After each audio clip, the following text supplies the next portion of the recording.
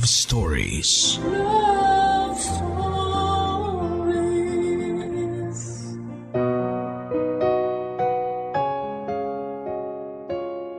Sa pag-ibig nga ay hindi ka lang basta matututong magmahal. Dito mo rin matututunan ang tunay na kahalagahan ng respeto at tiwala sa isa't isa. Na hindi lang pala sapat ang pagmamahal para manatiling buo at matatag ang isang relasyon. Kakibat na nga rito ang respeto at tiwala sa taong iyong minamahal. Lalo na kung ang taong mahal mo ay nakagawa ng isang malaking pagkakamali na maaaring makasira sa inyong relasyon.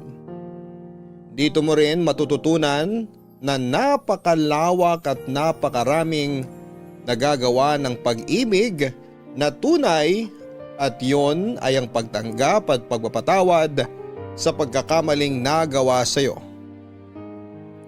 Katulad na lamang ng kwentong ibabahagi sa atin ngayong Sabado ni Berlin na sa kabila ng mga nangyari sa kanya ay piniling magpatawad at tanggapin ang pagkakamaling nagawa sa kanya. Gusto mo na bang makarelate sa kanya? Alamin natin yan sa kwento ng pag-ibig, buhay at pag-asa sa nangungunang Barangay Love Stories. Dear Papa Dudut, magandang araw po sa inyo at sa mga loyal kabarangay na nakikinig ngayon. Itago nyo na lamang po ako sa pangalang Berlin. 39 years old at kasalukuyang nakatira sa Mekawayan, Bulacan. Marami nagsasabi na kapag mahal mo ang isang tao ay nakahanda kang patawarin siya kung magkamali siya. Nakahanda kang tanggapin ang pagkakamali niya kahit na gaano pa yon kalaki at kasakit. Dahil nga mahal mo at iniingatan mo ang relasyon na matagal nyo nang binuo. Sa isang relasyon nga ay hindi naman nawawala ang mga problema na susubok sa katatagan ng inyong pagsasama. Lalo na kung malayo kayo sa isa't isa. Hindi ninyo nakikita ang ginagawa ng bawat isa. Pero doon nga masusukat kung gaano kalaki ang tiwala at respeto ninyo sa isa't isa. Na kahit magkalayo kayo ay hindi ninyo gagawin ang mga bagay na maaaring makasira sa inyong relasyon.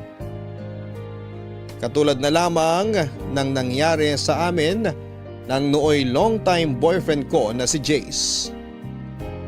Third year high school pa lamang kami noon ay magkasintahan na kami ni Jace, Papa Dudut.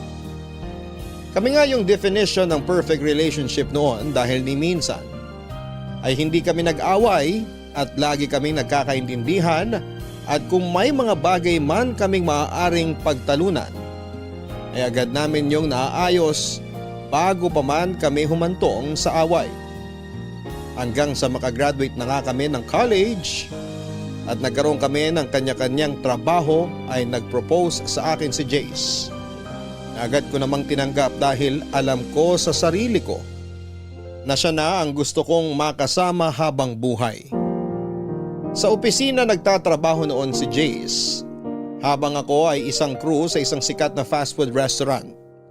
Pero nagkaroon kami noon ng kasunduan na hanggat wala pa kaming 32 at wala pang sapat na ipon ay hindi pa kami maaaring magsama at magpakasal. Gusto kasi namin noon na handa na ang lahat bago kami lumagay sa tahimik. Yun din kasi ang ideal age ko para magpakasal. Wala namang naging problema noon sa plano naming pagpapakasal dahil parehong pamilya namin ay boto sa bawat isa sa amin. Pero kinakailangang mag-abroad noon ni Jace dahil sa matinding pangangailangan ng pamilya niya. Lalo pa at na-stroke ang tatay niya na siyang nagtatrabaho para sa kanila. 3 rin ang kapatid niyang nag-aaral noon na kailangan niyang tustusan. Kahit na may pag-aalangan sa akin ay pumayag naman ako dahil para naman sa pamilya niya ang gagawin niya. Nagkasundo na lamang kami noon na kapag nakabalik siya ng Pilipinas ay magpapakasal na kami kahit sa West lang. Umayag naman ako at sinabi kong mag-iipon din ako para sa kasal namin at ganon din siya. Kailangan lang muna naming tiisin na magkalayo kami at magtiwala sa isa't isa. Malaki naman ang tiwala ko sa kanya. Dahil sa tagal naming magkasintahan noon ay hindi siya gumawa ng bagay na maaari naming ikasira.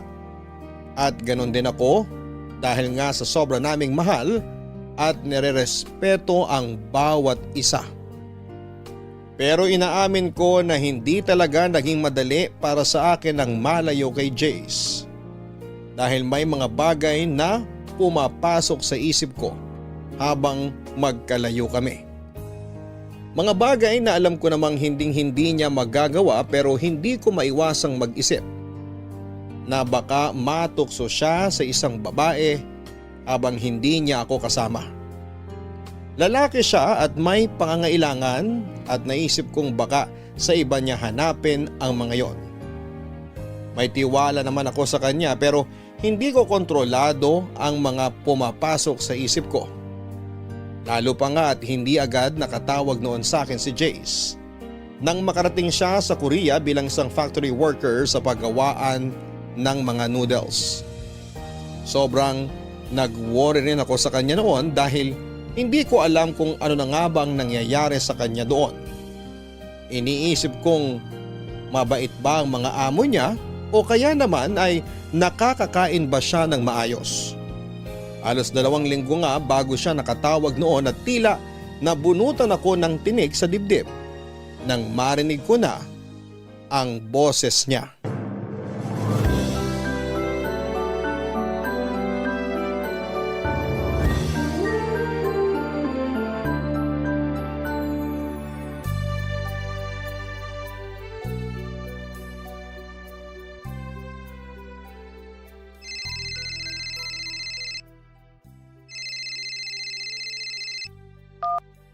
Love! Bakit ngayon ka lang tumawag? Sorry love, bawal kasi ang cellphone sa oras ng trabaho. Maikpit dito eh. Kailangan i-surrender ang cellphone ko sa kanila kapag may trabaho. Every 2 weeks lang ako pwedeng gumamit ng cellphone. Kagaya nito, day off ko. Kaya nakatawag ako sa'yo. Ay, salamat naman sa Diyos. Akala ko kung napano ka na dyan eh. Huwag mo ako intindihin dito. Mababait naman ang mga amo ko. Eh nga lang, sobrang stricto ng boss namin. Kapag trabaho, trabaho. Sa bagay, malaki ang pasahod nila kaya dapat talaga sulit ang ibabayad nila sa'yo. Ang importante, ayos ka lang dyan. Oo, di rin naman kami nagugutom dito. Libre ang pagkain namin. Mabuti kung ganon. Maiba nga pala ako. Nakatawag ka na ba kina tita para ipaalam ang lagay mo dyan? Oo, tumawag na ako sa kanila bago ako tumawag sa'yo. O anong sabi nila sa'yo? Ayun, humihingi ng pasensya sa akin. Kasi kinailangan ko para mga ibang bansa para lang sa kanila. Eh sabi ko wala namang problema basta para sa kanila.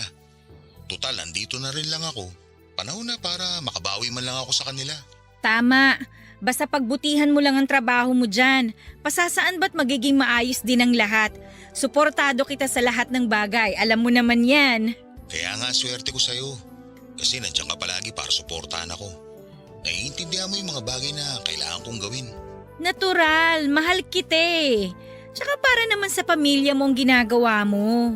Di lang naman para sa kanila itong ginagawa ko. Para sa atin din to. Magtatabi ako kahit papano para sa kasal natin. Kasi gustong-gusto na rin talaga kita pakasalan eh. Oo, alam ko. Basta ingatan mo palagi ang sarili mo dyan, ha? Umiwas ka sa tukso kahit anong mangyari. Alam mo namang mahal na mahal kita. Kaya hindi ako matutokso sa iba. Masyado kitang mahal para gawin sa'yo yun. May tiwala naman ako sa'yo. Pero kasi hindi naman natin masasabi, di ba? Malayo tayo sa isa't isa. Huwag ka mag-isip ng kung ano, love. Tatandaan mo lang palagi kung gaano kita kamahal. Kahit kailan hindi ako naging unfaithful sa'yo. Ang tagal na nga natin, oh. 12 years na tayo. Sa tingin mo ba, aabot tayo ng ganito katagal kung mababaw ang pagmamahal ko sa'yo? Sa bagay, tama ka. Pasensya ka na, love, ha? Hindi naman sa wala akong tiwala sa'yo, kaya naiisip ko yung mga ganyan. Naiintindihan naman kita. Natural lang na maramdaman mo yan. Malayo ako sa'yo eh. Pero yun lang ang masasabi ko sa'yo. Mahal na mahal kita. Ikaw lang babaeng mamahalin ko at iharap ko sa altar. Kahit naman ako eh. Ikaw lang ang lalaking mamahalin ko. Basta, tiis-tiis lang muna tayo, love ha. 2 taon na lang naman eh. Saglit lang sa atin to. Oo naman. Basta every 2 weeks lang ako makakatawag ha. Huwag kang mag-isip na baka nang bababae ako rito o ano. Hayaan mo kapag day off ko, ikaw ang una kong tatawagan. Magdamag tayo mag-uusap noon. Paalala ko lang sa'yo, mahal ang roaming calls ha. Hindi yan kagaya dito sa Pilipinas na unlimited. Tama na sa akin yung makausap ka kahit sandali. Malaman ko lang na ayos ka dyan, okay na ako. Oo nga pala. O paano? Babay muna ha. O sige, basta mag-iingat ka palagi dyan ha. Tumawag ka kagad sa amin kung may problema. Sige love. Salamat ha. Kayo din mag-iingat kayo dyan. Lalo ka na, pakakasalan pa kita. Oo. O sige na love. I love you. I love you too.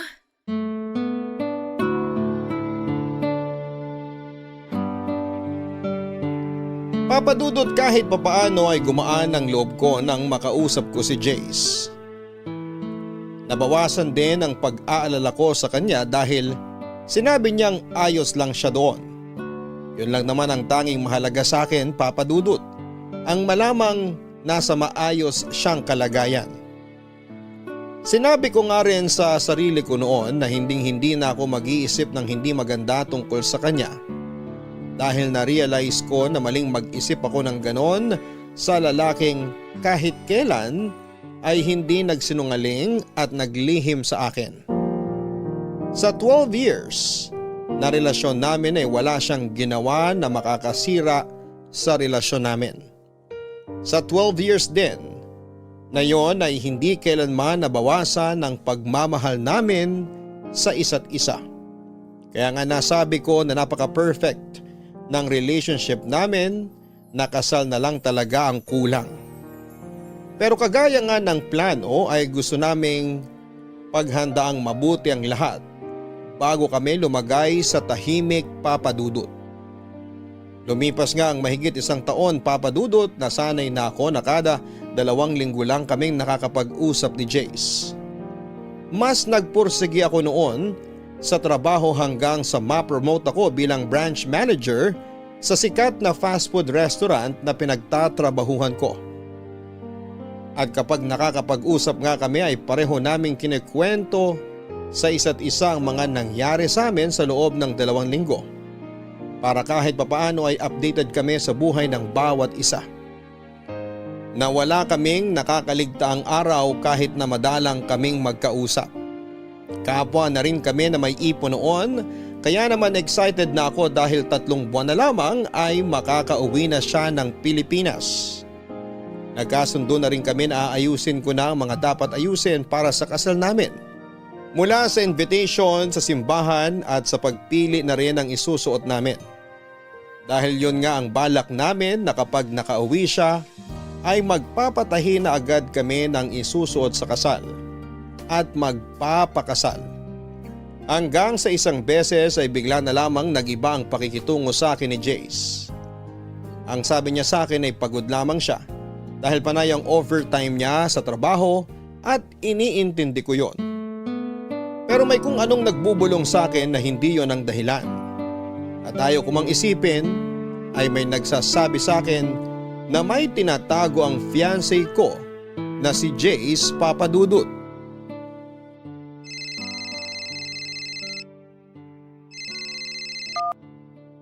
Hi love! Buti naman nakatawag ka na. Hintay ako ng hintay sa tawag mo last time eh. Peak season kasi. Ah, ganun ba? O kumusta naman ang trabaho mo? Ganun pa rin. Walang pinagbago. Eh kumusta naman ang nakaraang linggo mo? Ayos lang. Puro trabaho. Ayos ka lang ba, love? Oo. Bakit? Wala naman. Para kasing wala kang gana makipag-usap sa akin. Guni-guni mo lang yun. Kung ayaw kitang kausap, di sana hindi na ako tumawag. Ewan ko, ibang-iba ka kasi ngayon eh. May problema ba? Sabihin mo sa akin. Walang problema. Huwag mo ko intindihin. Ay, love, kung may problema ka, sabihin mo sa akin. Para mapag-usapan natin, hindi yung sinasarili mo lang. Wala nga akong problema. Nag-iisip ka na naman ng kung ano-ano eh. Tingin mo ba bakit ako nag-iisip ng kung ano-ano ngayon? Jace, 13 years na tayo. Kilalang kilala na kita. Alam ko kung may problema ka. Kaya magsabi ka na sa akin, ano ba kasing problema? Sorry love. Promise, wala talagang problema. Sobrang pagod ko lang siguro. Sigurado ka? Oo love. Eh kung gusto mo, magpahinga ka na lang muna. Sa ibang araw ka na lang tumawag. Hindi okay lang. Kwentuhan mo na lang ako. Tungkol sa mga ganap sa'yo nito mga nakaraang linggo. Same routine pa rin. Bahay, trabaho, ganun. Siya nga pala. Okay na yung layout ng wedding invitation natin. Date na lang ang kulang. Tapos, nailista ko na yung mga pagbibigyan. Nakapili na rin ako ng simbahan kung saan tayo magpapakasal, love. Tapos, pagbalik mo dito, magpi-prenup shoot na tayo. Hello, love? Andyan ka pa? Oo. Narinig mo ba yung sinabi ko? Oo. O, wala ka bang sasabihin?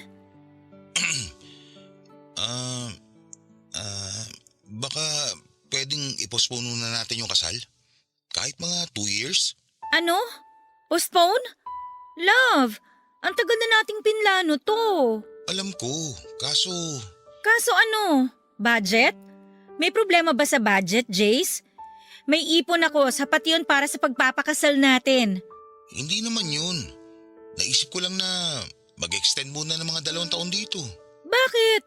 2 taon lang ang kontrata mo dyan ah. Paano ka mag-extend? Ano, magti-TNT ka? Hindi. Pwede naman daw i-renew kontrata pagkatapos nito. Pero bakit nga? Bakit ka mag-extend? Okay naman na si Tito, nakakapagtrabaho na siya ulit. Ano man lang yung umuwi ka muna rito, di ba? Para maasikaso yung kasal natin. Eh di pagkatapos ng kasal natin, sige bumalik ka na ng Korea, magtrabaho ka ulit. Hindi nga kasi ako makakauwi. Gusto ko pa sana magtrabaho na mas matagal dito. Jace, alam mo hindi ka nakakatuwa ah. Kung may problema ka, sabihin mo. Kung gusto mo nang umatras sa kasal, sabihin mo. Hindi yung ang dami mong dahilan. Barely naman. Ang sabi ko lang, i-postpone muna natin yung kasal. Wala akong sinabing atras ako. Eh pwede ka namang umuwi muna rito para sa kasal natin. Tapos tsaka ka na bumalik. Ay, nakapaghintay naman tayo ng 13 years, di ba? Ano ba naman yung 2 taon pa? Oo, nakapaghintay tayo. Pero nakaplano na lahat, Jace. Ang sabi mo, ayusin ko na lahat ang dapat asikasuhin para pag uwi mo wala ka ng gaanong aayusin. Ikaw na lang ang kulang. Tapos ngayon sasabihin mo, i-postpone? Bakit? Ay, sige na. Uuwi na ako para magpakasal tayo. Tatapusin ko lang yung 3 buwan pang kontrata ko. Hindi ko alam kung ano ba talagang problema at bigla ka na lang magsasuggest na i-postpone natin. May problema ba sa family mo? Wala. Hayaan mo na. Uuwi na ako. Magpapakasal tayo kaya huwag ka nang mainis. Sa susunod na lang tayo mag-usap o kaya kung makakatawag ako mamaya. Magpapahinga muna ako at wala pa akong tulog. Okay lang ba? Ay, okay, sige. Magpahinga ka muna.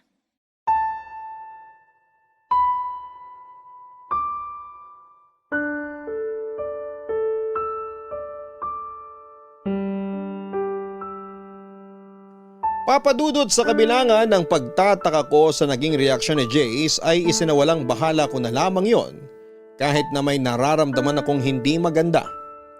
Sa aming dalawa kasi ay si Jace talagang excited na magpakasal kami kaya hindi ko maiwasang mag-isip ng kung ano-ano. Pero pinigil ko ang sarili ko at iniisip na baka nga pagod lang talaga ito sa trabaho at hindi makapag-isip ng maayos. Naisip ko rin na baka marami siyang iniisip tungkol sa pamilya dahil sa kanya nakaatang ang responsibilidad. Marahil din ay nape-pressure ito sa kung ano nga ba ang dapat niyang unahin. Papadudot hindi na nga ulit siya nakatawag sa akin ng araw na yon.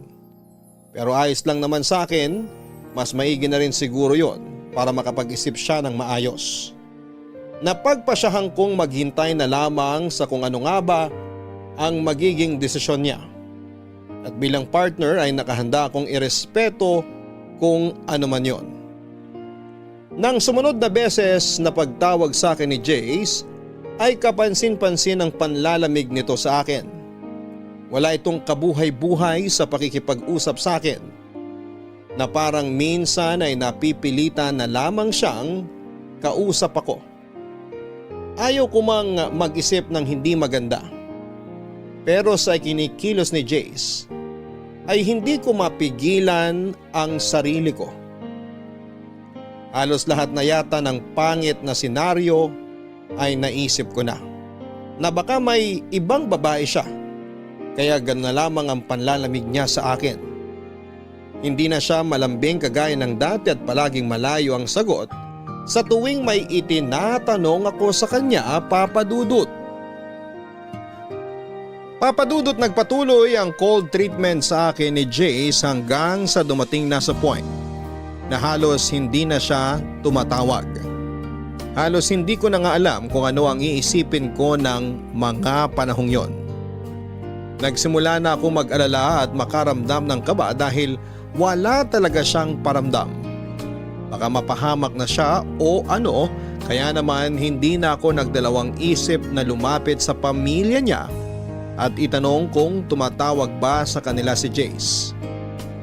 Ang sabi nila ay hindi naman daw ito tumatawag at malamang ay busy lamang sa trabaho. Nagtaka naman ako dahil parang hindi sila nagwo-worry kay Jace. Pero pinili ko na lamang na huwag nang magsalita. Sumang-ayon na lamang ako sa sinabi nila. Pero may parte sa puso ko na ayaw maniwalang hindi tumatawag sa kanila si Jace dahil busy ito. Kilala ko si Jace at hindi nito matitiis ang kahit na ano, lalo na kung tungkol sa pamilya nito. Naisip kong may mali sa nangyayari at kailangan ko yung alamin. Kaya nga sinubukan kong kontakin ang mga kaibigan ni Jace na nakilala nito sa trabaho. Halos lahat ng nakausap ko ay iba-iba ang sinasabi. Ang isa ay sinabing busy lang si Jace, samantalang ang isa naman ay sinabing wala naman daw silang gaanong ginagawa dahil tapos na ang peak season. Kaya mas lalong lumakas ang kutob ko na may tinatago siya sa akin hanggang sa nakausap ko ang isa pa sa katrabaho niya na si Carlo. At hindi ko halos matanggap ang mga ipinagtapat niya sa akin, Papa Dudut.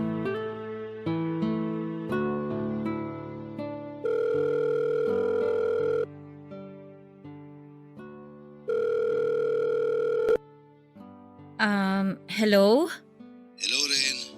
Salamat pala ha, kasi pumayag ka makipag-usap sa akin ngayon. Walang problema. So, ano nga yung gusto mong pag-usapan ulit natin? Alam mo namang matagal ko ng boyfriend si Jace, di ba? Oo, ikakasal na nga raw kayo pag uwi niya. Oo, sana. Kaya lang, ang laki kasi ng ipinagbago niya eh. Parang nanlalamig na siya sa akin. Baka naman marami lang iniisip si Jace. Kilala ko siya kapag may problema yon o may iniisip. Nagsasabi siya sa akin. Pero ngayon, parang may tinatago siya sa akin eh. Hindi na ako makapag-focus sa trabaho ko kasi iniisip ko siya.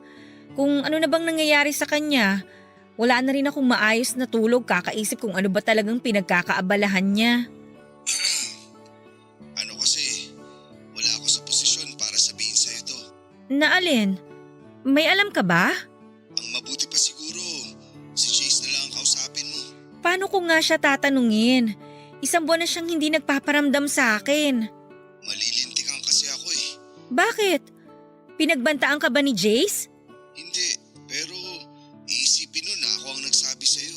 Pangako, hindi ko sasabihin sa kanya. Kaya kung may alam ka, please, sabihin mo naman sa akin. Ay, kung ano man ang marinig mo sa akin, lagi mong isipin na mahal ka ni Jace. Kahit kailan, hindi nabawasan ang pagmamahal niya sa'yo. Ikaw lang ang nag-iisang babaeng minahal ni Jace. Pwede bang diretsahin mo na ako? Ano ba talagang problema? Ang totoo kasi niyan, may nabuntis si Jace dito. Ano? Nabuntis? Sino? Kasama namin Oy, hindi magandang biro yan ha. Sana nga, nagbibiro lang ako. Paano nangyari yun? Babae ba siya ni Jace? Hindi, Berlin. Hindi. Alam ng Diyos kung gaano kakamahal ni Jace. Yung nangyari, hindi sinasadya. Paano hindi sinasadya? Nagkayayaan kasi magkainuman pagkatapos ng holiday. Lahat kami magkakatrabaho. Hanggang sa nalasing kaming lahat. Hindi na namin alam yung mga sumunod na nangyari. At si Jace? Paano niyo nasabing si Jace ngayon nakabuntis dun sa babae kung lasing kayong lahat? Sila kasi yung magkasama sa kwarto nung magising kami kinaumagahan. Pero maniwala ka o sa hindi, sising-sisi si Jace sa nangyari. Mahal na mahal ka niya. Mahal? Kung talagang mahal niya ako, sana umiwas siya sa mga bagay na makakasira sa amin. 13 years na kami. Tsaka pa siya nagloko. Hindi ka niya niloko, Berlin. Hindi sinasadyang nagkamali lang siya. Hindi sinadya o sinadya. Nagkamali siya. Dinungisan niya yung relasyon na napakatagal na naming iningatan. Maniwala ka. Mahal na mahal ka ni Jace. Hindi lang niya alam kung paano sasabihin sa'yo yung totoo. Nagigilty siya ng sobra sa nagawa niya. Ang dami niyang pagkakataon para sabihin sa akin. Kasi nga, hindi niya alam kung paano sasabihin. Pero please lang, Berlin. Wag na wag mong sasabihin na ako ang nagsabi sa'yo, ha? Labas ka rito. Salamat kasi sinabi mo sa akin yung totoo. Huwag kang mag-alala. Hindi to malalaman ni Jace. Ay, salamat. Pero sana maayos niyo ni Jace to. Hindi ko alam. Pero susubukan ko. Yung babaeng nabuntis niya, naghahabol ba? Hindi. May asawa sa Pilipinas yun. Natatakot nga at baka malaman ng asawa niya. Ang hinihiling lang niya kay Jace, sustento at suporta sa pagbubuntis niya. O sige, salamat. Pasensya ka na rin sa abala ha.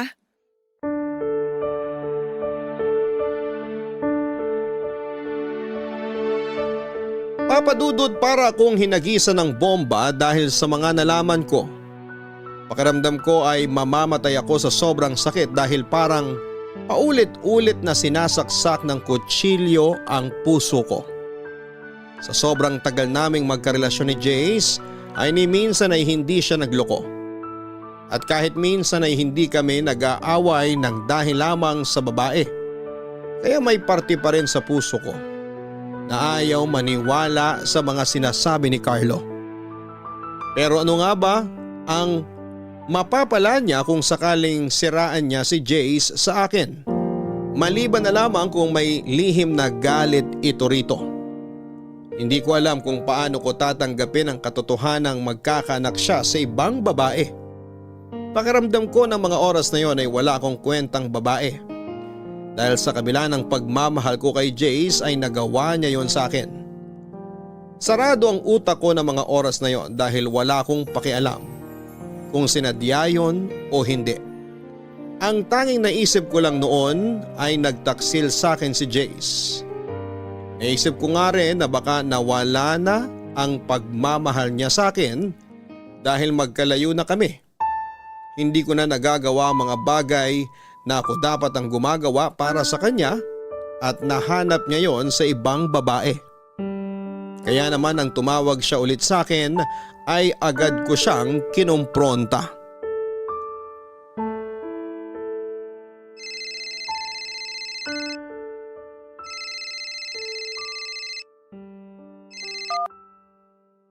Hello? Napatawag ka? Hi, love. Pasensya na kung ngayon lang ako nakatawag ulit. Sobrang dami lang talagang ginagawa sa factory. Lagi pa ako nag-overtime. Ayos lang. Galit ka ba sa akin? Hindi. May dapat ba akong ikagalit? Oo, kasi matagal akong di nakatawag sa'yo. Alam ko naman na busy ka. Sorry talaga, love. Namiss kita ng sobra. Kamusta ka na? Ayos lang, buhay pa. Bakit parang galit ka sa akin? Sorry talaga, love, kung ngayon lang ako nakatawag. Sorry din kung lagi akong lutang pag magkausap tayo. Sobrang dami ko lang talagang iniisip. Kung ano man yung iniisip mo, wala akong pakialam. Love naman. Sorry na. Babawi ako sa'yo, promise. Tuloy na uwi ko. Mapapakasalan na kita. Uuwi ka? Paano yung nabuntis mo dyan? Saan mo naman ako yung kalokohang yan? Alam mo loyal ako sa'yo. Kung magloloko ako, di sana noon ko pa ginawa. Alam mo naman kung gaano kita kamahal. Hindi ko alam kung anong klaseng pagmamahal yung sinasabi mo. Teka nga, sino nagchismis sa'yo niyan? Alam mong hindi kita kaya ipagpalit sa iba. Mahal na mahal kita, Berlin. Pwede ba, Jace? Huwag na tayong maglokohan.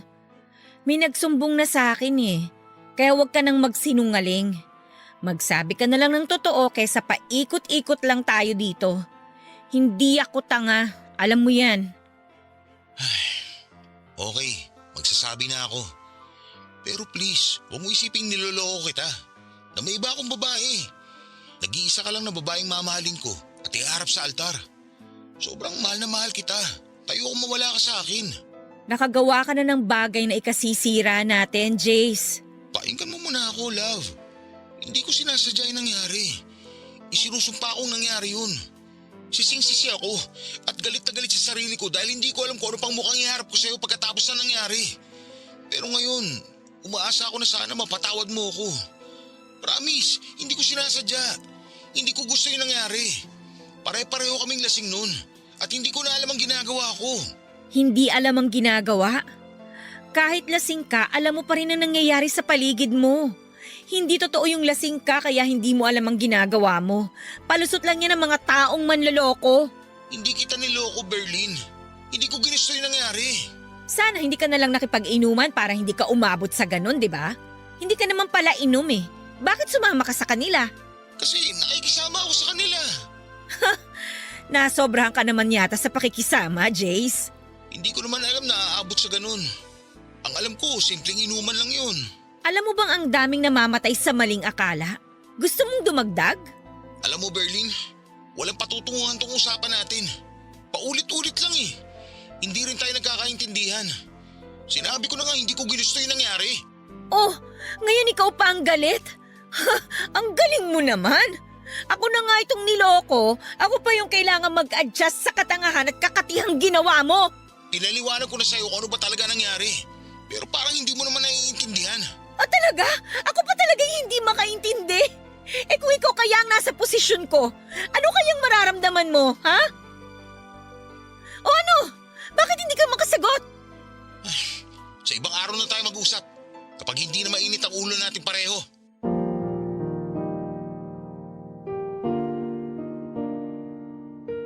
Papadudot minabuti na nga lang namin na huwag na munang mag-usap dahil pareho pang mainit ang mga ulo namin. At baka kung saan pa kami humantong.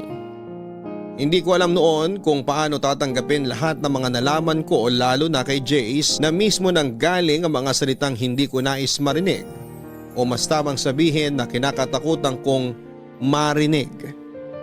Hindi ko alam kung paano at bakit kami humantong. Sa ganon na kung kailan marami na kaming pangarap at plano sa buhay ay saka pa kami susubukin ng matinding problema na hindi ko alam kung kaya ba naming solusyonan. Halos mamatay na nga ako sa sobrang sakit, Papa Dudut. Itinatanong ko sa sarili ko kung saan ako nagkamali o saan ako nagkulang dahil tila napakabigat naman yata ng problemang ibinato sa akin ng Diyos. Problemang parang hindi ko kayang pasanin at lutasin. Iniisip ko na sa dami ng plano at pangarap na binuo namin nang magkasama ay isang pagkakamali lang ang magiging sanhi ng pagkasira ng mga yon. At dahil nga sa pagtatalo naming yon, Papa Dudut, ay minabuti muna naming dumistansya ni Jace sa isa't isa. Lalo pa't hindi ko na rin alam kung ano nga ba ang sasabihin ko sa kanya. Alam na alam ko sa sarili ko na kapag nag-usap kami ay kung ano-ano na naman ang masasabi ko sa kanyang masasakit na kailanman ay hindi ko na mababawi. Oo nga at galit ako sa kanya pero naroon pa rin ang respeto ko sa kanya bilang tao. Naisip ko lang na isang pagkakamali lang yung nagawa niya. Pero hindi ko makuha sa sarili ko na tanggapin yon, gayong alam kong hindi naman talaga niya sinasadya. Marahil ay napakasakit lang sa akin dahil kung kailan may plano na kaming magpakasal ay saka pa yon nangyari.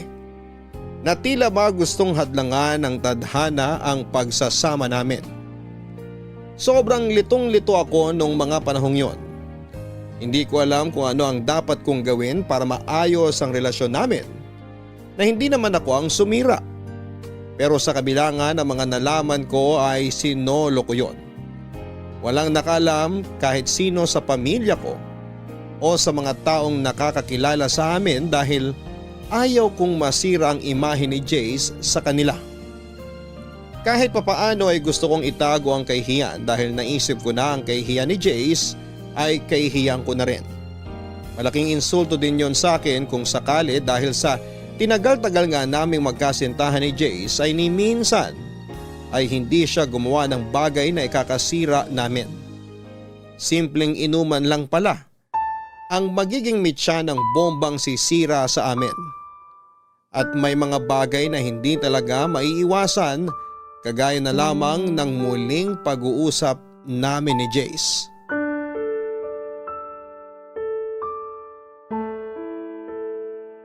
Salamat naman at sinagot mo na ang tawag ko.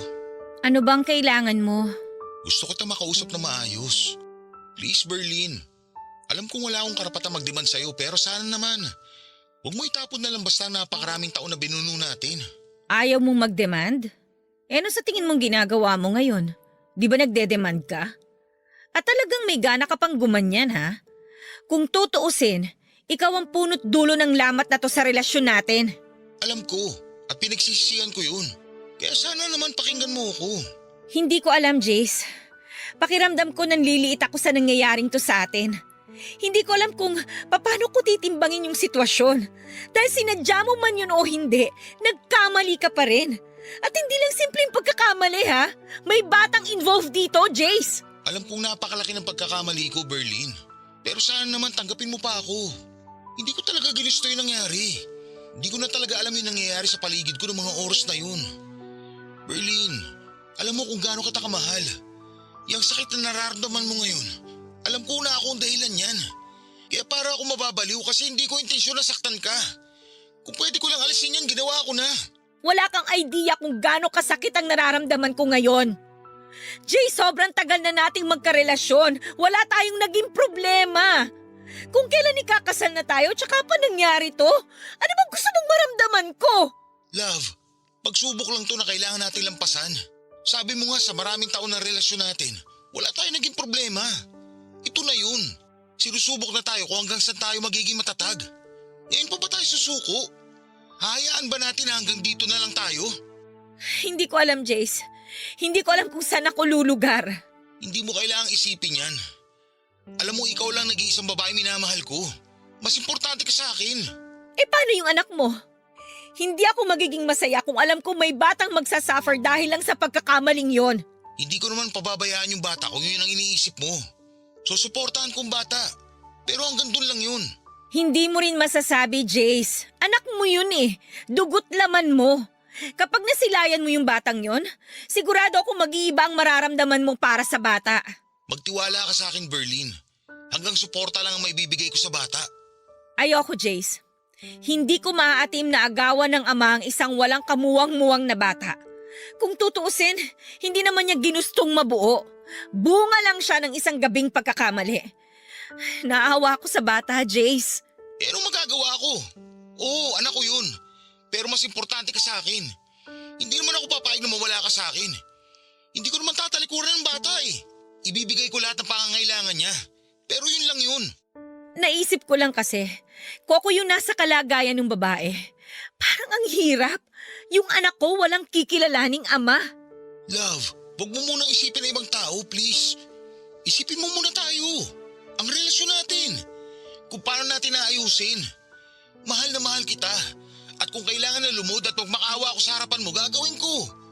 Lahat gagawin ko para mapatawad mo ako. Huwag mo lang akong iwan. Ang hirap kasi eh. Hindi ko alam kung anong sasabihin ko sa'yo. Hindi ko alam kung ano ba yung tamang desisyon na dapat kong gawin. Basta tuloy yung plano natin. Magpapakasal tayo. Walang magbabago. Ewan ko. Ang kasal sana natin ang pinakamasayang araw sa buhay ko. Pero paano ako magiging masaya sa sitwasyon natin ngayon? Ayoko magpakasaya knowing na may batang magsasuffer in the end. So ano? Ganun na lang? Maghihiwalay tayo? Iiwan mo ako? Ang sinasabi ko lang, palipasin muna natin ang unos. Ituloy natin yung gusto mo na i-postpone muna yung kasal. Kailangan ko rin ng panahon para makapag-isip ng mabuti. At saka ikaw, ayusin mo muna yung dapat mong ayusin. Pero paano pa ako makakasigurado na hindi mo ako iiwan? Huwag mo na akong intindihin mo, okay? Unahin mo ang mas importanteng bagay. Unahin mo yung anak mo. Kawawa yung bata, Jace. Ikaw ang pinaka-importante sa akin. Alam mo yan. Magkakaanak ka na, Jace. Magiging tatay ka na. Magpakalalaki ka naman. Panindigan mo ang responsibilidad mo dun sa bata. Love naman. Paikot-ikot na naman tayo eh. Hindi ko nga pababayaan ng bata. Jace, hindi lang sustento ang kailangan ng bata. Kailangan din niya ng kalinga at pagmamahal ng isang ama. Anong gusto mo gawin ko? Iwan kita. Tapos magpakatatay sa batang hindi ko naman ginusto mabo? Magdahan-dahan ka sa pananalita mo, Jace, ha? Mas lalong hindi hiniling nung bata na mabuo siya. Kasi kung may choice lang siya na pumili na magiging magulang, for sure, hindi ka pipiliin ng bata dahil alam niyang hindi mo siya tanggap. Oo, hindi ko siya tanggap. Pero pananagutan ko siya. Berlin, please. Bigyan mo pa ako ng isang chance na itama lahat to. Pero wag mong hihingin sa akin na maghiwalay tayo. Kasi hindi ko kaya yun. Bigyan mo ako ng panahon na mag-isip. Habang inaayos mo mga dapat ayusin, i-postpone muna natin ang kasal. Okay, sige. Kung yan ang gusto mo. Pero ito lang ang masasabi ko. Mahal na mahal kita. At kung kailangan ko mamili, ikaw at ikaw ang pipiliin ko.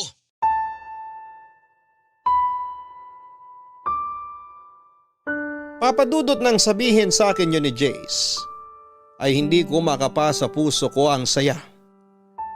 Dahil pakiramdam ko ay makasarili ang desisyon niyang yon, papadudot. Alam kong mahal niya ako pero mas matimbang ang dugot laman. Naisip ko rin na kung ako ang nasa sitwasyon ng babaeng nabuntis niya, ay baka hindi ko kayanin ang pagpapalaki sa bata ng mag-isa. At mas lalong ayaw ko na lumaki ang magiging anak ko na walang kikilalaning ama. Papadudot minabuti ko nga na huwag na munang makipag-usap kay Jace para makapag-isip kaming pareho. Pero kung ako ang tatanungin, ay kung hihingin man ang pagkakataon ay handa akong palayain siya alang-alang sa bata. Tinis ko nga noon na hindi makipag-usap sa kanya kahit pa tawag siya ng tawag. Tiniis kong huwag sagutin ang mga tawag niya dahil yon ang sa tingin kong tama. Naisip kong kapag hindi ako nagparamdam ay maiisip niya kung ano ang dapat niyang gawin. Pero sa totoo lang ay sobrang sakit sa akin ang mga nangyayari, lalo na ang isiping may kahati ako sa kanya. Halos 2 linggo nga na panay ang tawag niya sa akin na hindi ko naman sinasagot hanggang sa isang araw ay hindi na siya tumawag. Kaya naisip ko noon na marahil ay nakapag-desisyon na si Jace at pinili nito ang anak. Pero wala akong kamalay-malay na uuwi pala siya ng Pilipinas para personal akong makausap. Kailan ka pa dumating? Ngayon lang din. Dumiretso ka agad ako rito para makapag-usap tayo.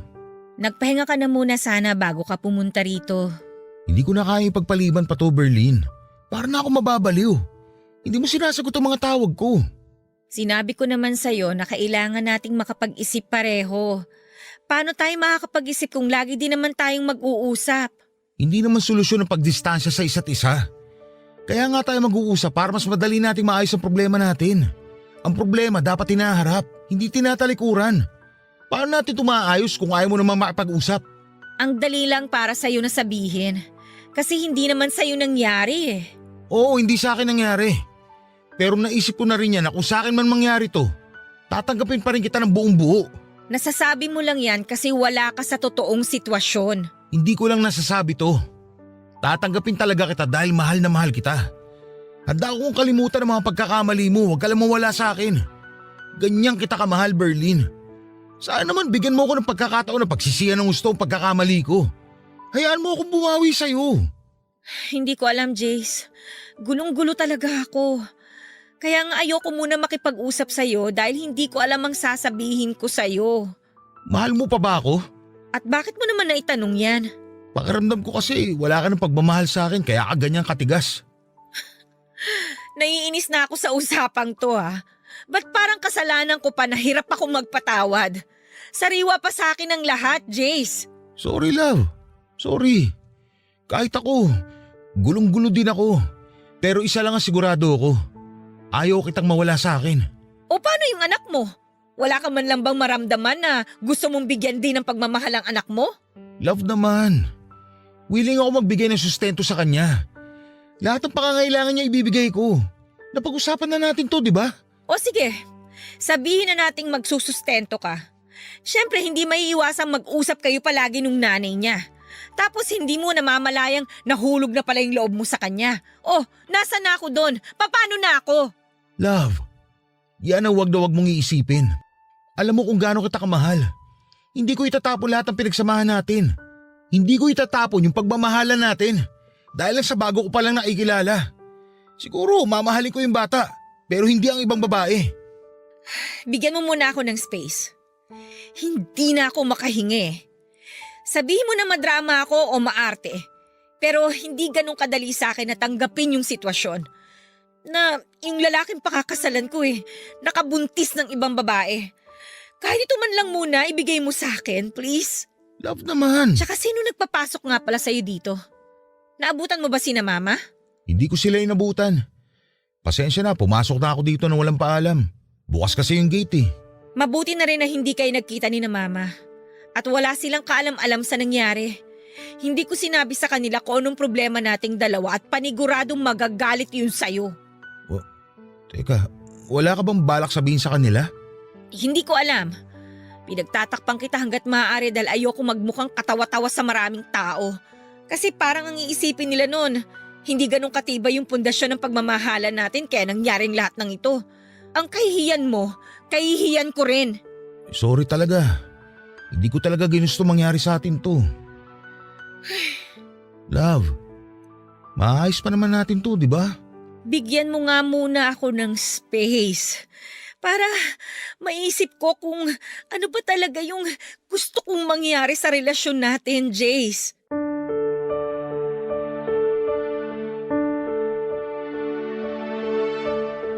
Hindi na nga kumontra pa si Jace noon nang sabihin kong gusto ko muna ng space. Pero nagpaalam siya sa akin ng maayos at sinabing tawagan ko lamang siya. Anumang oras kapag nakapag-isip na ako o kaya naman ay sadyain ko siya mismo sa kanilang bahay dahil hindi na rin daw siya babalik ng Korea para magtrabaho. Maghahanap na lang daw siya ng ibang trabaho na malapit lang sa akin. Hindi na lamang ako kumibo noon, Papa Dudut, at hindi na rin ako nag-abalang ihatid pa siya hanggang sa may gate namin. At isang linggo nga nang makabalik si Jace sa Pilipinas, ay tinawagan ko lahat ng reservations na pinabuko at kinansel ang mga yon. Naging padalos-dalos ako sa desisyon ko at naisip kong huwag na lamang talaga magpakasal sa kanya. Nawalan na nga rin ako ng ganang pumasok sa trabaho noon at wala akong ginawa kundi ang magmukmok sa kwarto ko, Papa Dudut. Nakakahalata na nga noon ang mga magulang ko pero pinili ko pa rin na magsinungaling sa kanila at pagtakpan si Jace. Hindi ko na nga maintindihan ang sarili ko ng mga oras na yon. Dahil hindi ko alam kung bakit pilit ko siyang pinagtatakpan, gayong mga magulang ko lang ang maaaring umintindi sa akin sa sitwasyong yon. At ang palusot ko na lamang sa kanila noon ay masama ang pakiramdam ko kaya hindi muna ako makakapasok. Pero sadyang walang lihim na hindi nabubunyag. Dahil nalaman din ng mga magulang ko ang problemang kinakaharap namin ni Jace, Papa Dudut. Papa Dudut, hindi ko alam kung paano at saan nalaman ng mga magulang ko ang tungkol sa sitwasyon namin ni Jace. Pero isang bagay lang ang alam ko. Yon ay napakatindi ng galit nila kay Jace pero sinabi naman nila sa akin na sakto umano na nandun sila sa bahay nila Jace para sana maghatid ng mga deliver na baboy ay may babae umano doon.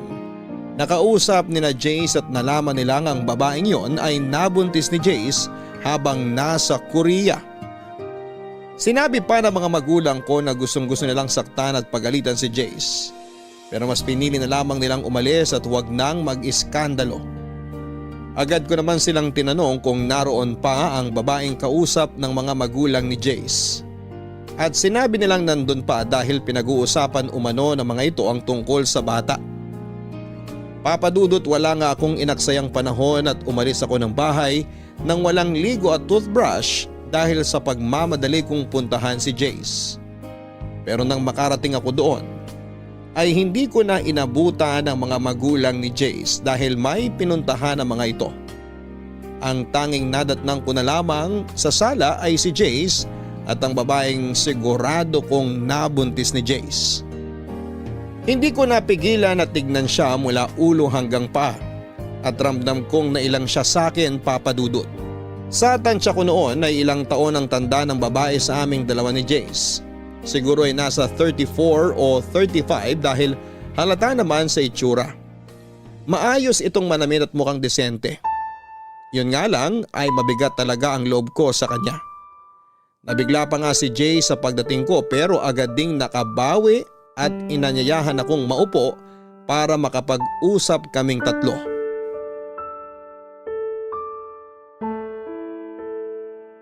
Love, halika, maupo ka muna. Mabuti at nandito ka para makapag-usap tayong tatlo na maayos. Siya ba yung nabuntis mo? Siya nga. Mukhang mas matanda sa atin ah. Dalaga ba siya? Sa totoo lang, may asawa siya, love. At kasal sila. Ano? Jace, ano ba tong pinasok mo? Love, makinig ka muna sa amin ni Thea. At anong sasabihin niyo sa akin? Ang laking gulo nito, Jace, kapag nakarating sa asawa niya tong ginawa ninyo. Kaya nga hayaan mo muna kami ipaliwanag sa iyo ang plano namin. Please, love, pakinggan mo lang kami. Tapos, tsaka ka mag-decide. O sige, magsalita kayong dalawa. Mauna ka na muna, Thea. Sige. Nasabi na naman ni Jace na may asawa ako dito sa Pilipinas. Sa totoo lang, wala talaga akong balak na manggulo sa inyong dalawa. Hindi lang talaga namin inakala na ganito ang mangyayari. Kung bakit naman kasi, kababae mong tao at may asawa, nakikipag-inuman ka pa sa mga lalaki. Wala akong excuse pagdating dyan. Alam kong mali ako sa part na yon at sising-sisi talaga ako. Kaya humihingi ako ng kapatawaran kasi nagulo ko ang relasyon nyo. Hindi mo lang ginulo, nasira mo na rin. Love, please, patapusin mo muna siya. Wala kayong karapatan na mag-demand sa akin kung kailan ako mananahimik at kung kailan ako pwede magsalita. Magsasalita ako kung gusto ko. Mananahimik ako kung gusto ko. Hayaan mo na, Jace. Humihingi uli ako ng tawad sa iyo, Berlin. Alam kong di madali para sa iyo magpatawad. Ayos lang sa akin kahit habang buhay mo na akong di patawarin. Huwag mo lang sanang idamay ang bata sa galit mo sa amin ni Jace. Hindi ba sinabi sa'yo ni Jace ang sinabi ko tungkol sa bata? Sinabi niya sa akin kaya medyo nabawasan ang pag-aalala ko kung sakaling ipapaubaya ko ang bata sa inyong dalawa. Ipapaubaya? Anong ibig mong sabihin? Nagpunta ako rito para ipaalam kay Jace ang bala ko pagkaluwal sa bata. Kaya nga sinabi ko may asawa ko. Mapapatay ako ng asawa ko kapag nalaman niyang nabuntis ako ng ibang lalaki.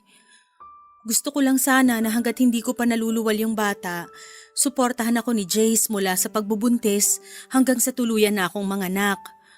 At kung pwede, dito muna ako hanggat hindi pa ako nakakapanganak. Ano? Dito ka titira? Sa bahay ni Jace? Oo sana. Habang hindi pa ako nakakapanganak, di kasi ako pwedeng umuwi sa amin ng ganito. Wow! Anong akala mo sa akin, tanga? Sa tingin mo maniniwala ako sa'yo? Napanood ko na sa mga palabas yan. Hindi ko inaasahang maniniwala ka sa akin. Kung gusto mo, dito ka na muna para mabantayin mo mga kilos namin ni Jace. Kahit dito na lang ako sa sala matulog, ayos lang sa akin. Hanggang sa makapanganak lang ako. At pumayag ka sa gusto niya, Jace? Actually, hindi lang naman ako, love. Pati sina mama at papa. Nag-decide kayong lahat ng hindi pinapaalam sa akin? Wala man lang humingi ng opinion ko? Love, hindi. Biglaan lang din kasi. Hindi ko naman alam na darating si Teya eh.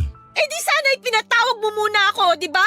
Kaya nga nag-uusap tayong tatlo ngayon, di ba? Eh para saan pa't nag-uusap tayo kung nakapag-decide na naman kayong lahat? Ano pang silbi ko dito? Love, please. Pumirmi ka muna, pwede? Inaayos nga natin ngayon ang dapat ayusin. Kaya please naman, maging mature tayo sa sitwasyon na to. So? Matured ka na niyan? Kasi nakapag-desisyon kang hindi hinihingi yung opinion ko? Ganun ba yon? Hindi. Kaya nga tayo nandito ngayon para solusyonan ang problemang to. Sinabi mo sa akin na ayusin ko to, di ba? Ito na nga. Inaayos ko na. Huwag na kayong magtalo. Hahanap na lang ako ng apartment na pwede kong tuluyan hanggang sa makapanganak ako. Pangit nga namang tingnan kung dito ako sisiksik. O tapos, si Jason magbabayad ng upa sa apartment mo? Oo, ganun na lang ang gagawin namin. Para hindi ka na rin nag-iisip ng kung ano-ano dyan. Kasalanan ko ba kung bakit ako nag-iisip ng kung anong-ano? Sige na, ihanap ko na lang siya ng apartment. Hindi na, Jace. Ako na lang. Sobrang abala na yung naidulot ko sa'yo at sa girlfriend mo. Ako na lang ang maghahanap ng tutuluyan ko. Basta wag mo lang kalimutan ng suporta sa bata hanggang sa masilang ko siya. May sinabi ba akong umalis ka? Walang aalis! Kung nakapag-decide na pala sila na dito ka muna tumira, edi go! Baka mamaya mapahamak ka pa sa kahahanap mo ng apartment mo, kasalanan ko pa. O bakit ganyan kayo makatingin sa akin? Hindi pa naman ako ganun kasama para hindi isipin ang kapakanan ng bata, no? Oo, galit ako sa inyong dalawa, pero labas doon ng bata. Sigurado ka ba? Oo, pero alamin mo kung saan ka lulugar. Huwag niyong abusuhin ang kabaitan ko. Maraming salamat, Berlin. Pangako, masilang ko lang tong bata. Ipapaubaya ko na siya sa inyong dalawa ni Jace at hindi niyo na ako makikita kahit kailan.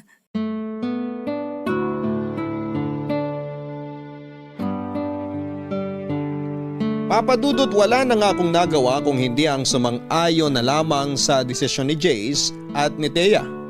Dahil kahit pagbalik ta rin man ang mundo ay dugot laman yon ni Jace. Isa pa'y wala itong kamuwang-muwang sa pagkakamali ng kanyang mga magulang. At hindi ako masamang tao para hindi isipin ang kapakanan ng sanggol na hindi pa naisisilang. Doon ko rin na-realize na hindi basta-basta ang samahan namin ni Jace para lamang masira ng ganon dahil lang sa isang pagkakamali. Na-realize ko rin ang mga sinabi niya na kung talagang mahal mo ang isang tao ay handa kang tanggapin itong muli kahit na ano pa ang naging pagkakamali nito. Basta bukal sa kalooban nito ang pagsisisi sa pagkakamaling nagawa niya. Papadudot na kahanda akong tanggapin ang bata sa oras na yon. Naisilang ito. Pero hindi ko alam sa sarili ko kung kaya ko ba siyang akuin na parang tunay kong anak. Ngunit susubukan ko. Marami man akong agam-agam sa kung ano ang magiging reaksyon ng mga taong nakapaligid sa amin. Kapag nalaman ang tungkol doon, lalo na ang mga magulang ko ay hindi ko na muna yon iisipin. Ang tanging nasa isipan ko na lamang ng mga oras na yon ay maayos na ang gulo at makapagsimula kaming muli ni Jace. Naging maayos naman ang pagtira ni Teya sa bahay ni na Jace. At totoo sa mga sinabi nito ay tanging masisilungan at suporta lamang ang gusto nito mula kay Jace hanggang sa ito ay makapanganak. Lumipas nga ang ilang buwan at tuluyang nagsinang si Teya ng isang sanggol na lalaki at pinaubaya ito sa aming dalawa ni Jace. Masakit man umano sa kanya na iwan ang sariling anak ay alam naman niyang hindi ito mapapabayaan dahil kasama nito ang tunay na ama. Tulad nga rin ang ipinangako niya sa amin ay hindi na siya muling magpapakita pa. Nang maayos nga namin ang tungkol sa custody ng bata ay nakiusap naman sa akin si Jace na kung maaari ay relasyon naman namin ang aming ayusin.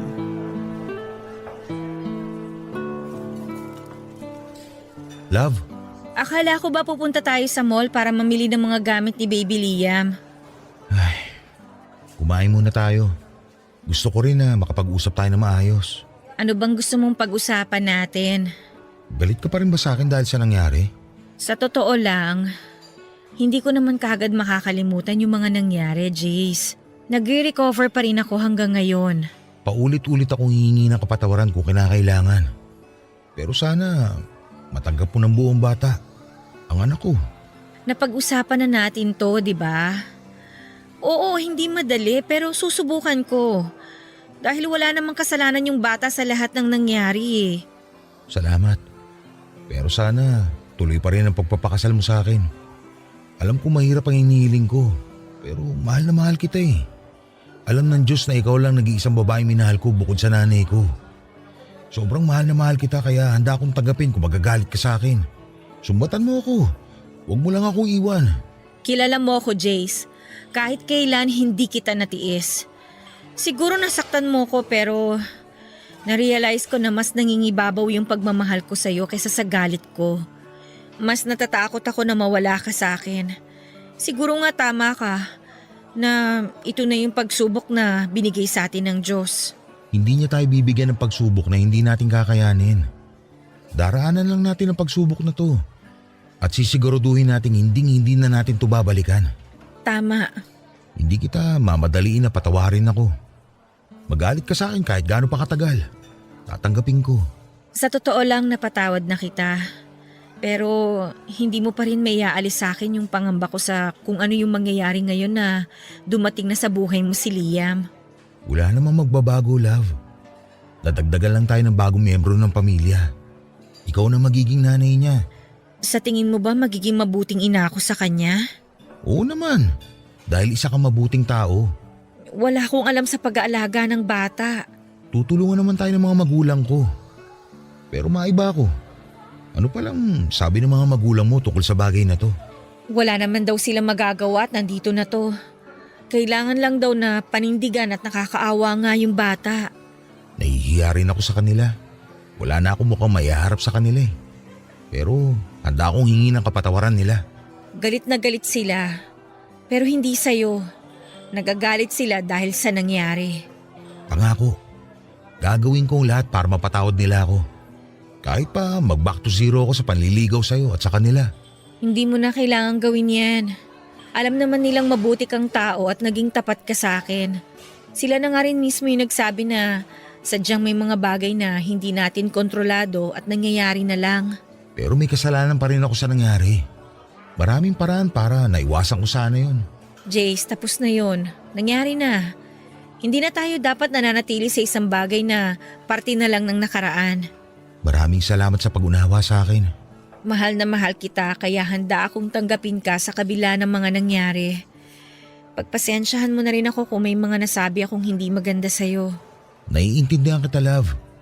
Alam ko naman kung bakit mo nasabi ang mga nasabi mo. Dala lang yun ng matinding galit at hinanakit. Oo, pero meron akong mga nasabi na hindi naman talaga dapat. Kaya sorry pa rin. Hayaan mo na yun. Wala na yun sa akin. Ang importante na lang ay magkaayos tayo. Ayusin muna natin ang dapat ayusin bago tayo magpakasal. Pumapayag ka na magpakasal sa akin? Ay, ano bang magagawa ko? Mahal na mahal kita eh. Pero unahin muna nating mapabinyagan si Liam. Ang problema, paano natin ipapaliwanag sa lahat kung kaninong anak yon? Kawawa naman siya kung palalabasin nating inampun lang natin siya. Ayos lang ba sa'yo kung sabihin ko sa kanilang anak ko si Liam? Walang problema sa akin. Mas ayoko naman na itago mo siya. May karapatan siya dahil anak mo siya. Huwag mo kong intindihin kasi mahal na mahal kita. Handa ako sa lahat ng sasabihin nila at ng ibang mga tao. At kung talagang totoong tao sila at kaibigan sa atin, hindi nila tayo huhusgahan. Tama ka dyan. Pangako ko sa'yo, babawi ako. Wala kang dapat bawiin.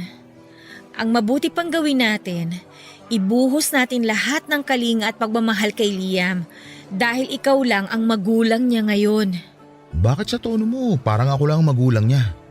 Ikaw na ang nanay niya ngayon. Hindi naman kita pipiliting magpakananay sa kanya eh. Subukan mo lang. Hindi ako mangangako ha, pero susubukan ko.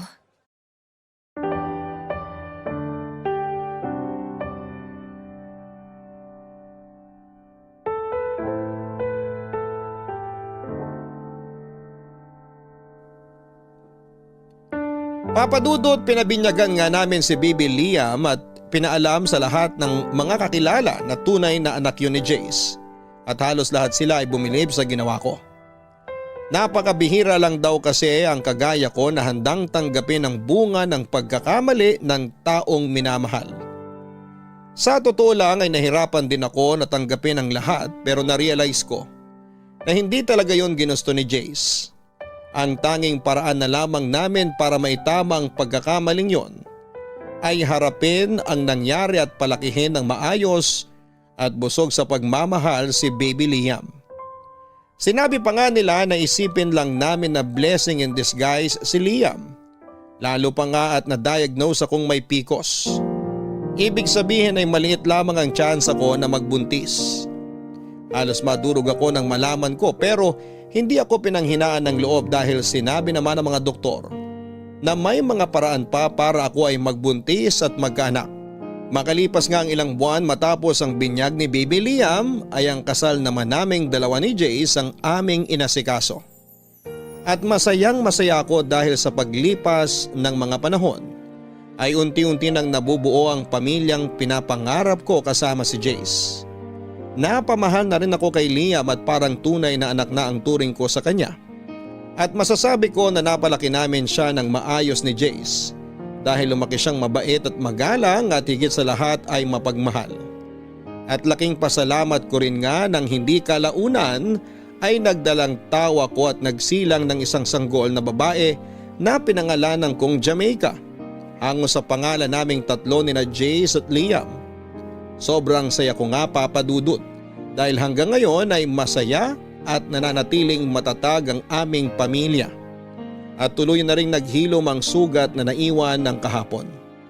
Napatunayan ko rin na ang susi sa maginhawa at masayang pamilya ay ang pagtanggap sa pagkakamali ng bawat isa. At itama yon upang magsilbing pundasyon ng mas matatag na pagsasama. At dito ko na nga po tinatapos ang aking kwento. Maraming salamat po kung ito man ay inyong mapiling basahin sa araw na ito.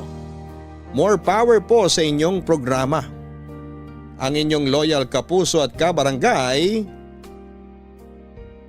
Berlin. Maraming salamat Berlin sa pagbabahagi mo ng iyong kwento ng puno ng tapang at pagmamahal. Tapang na tanggapin ang pagkakamali ng taong labis mong minamahal. Sa buhay ng tao ay napakaraming beses na maaari tayong magkamali. Ngunit marami rin namang paraan upang maitama natin ang pagkakamaling yon. Bagamat mahirap nga ang magpatawad at tumanggap ng pagkakamali, ay lagi sanang manaig sa atin ang pagmamahal. Nang sa gayon ay maibigay natin ang pagpapatawad at pagtanggap na nararapat para sa kanila. Hanggang sa muli, ako po ang inyong si Papa Dudut sa mga kwento ng pag-ibig, buhay at pag-asa sa Barangay Love Stories #1. Sabay-sabay nating pakinggan ang iyong kwento ng pag-ibig, buhay at pag-asa. Ipadala lang sa barangaylovestories@yahoo.com. Nagustuhan ng iyong napakinggan? Ituloy yan via live stream sa www.gmanetwork.com/radio.